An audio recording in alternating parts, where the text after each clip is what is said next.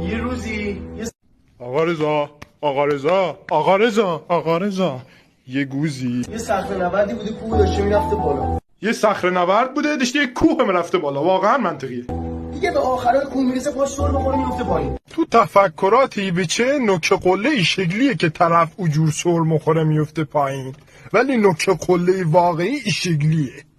در حال افتادن بوده یه شاخه یومی داشت. فقط میخوام بدونم تو صخره تو کوه شاخه درخت هم کتم. خدا رو کمکم کنه. وحی میاد از آسمون که شاخه رو ول کنه. به به هاشم ماریو جاناش تو وایسه داره به ما وحی میره. شاخه رو بکنم در دست میافتم میمیرم. دوباره وحی میاد شاخه رو ول کنیم، ول نمیکنه. میگذره سالها بعد در گذرانی که اونجا رد میشدن میبینن یه جنازه به یک شاخه خوش شده با فاصله نیم متری از زمین.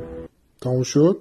فقط یک سوال ازت دارم، او طرف که مرده این داستان کی بره تو تعریف کرده؟ کس که چه جا کش تو از کجا مدونی؟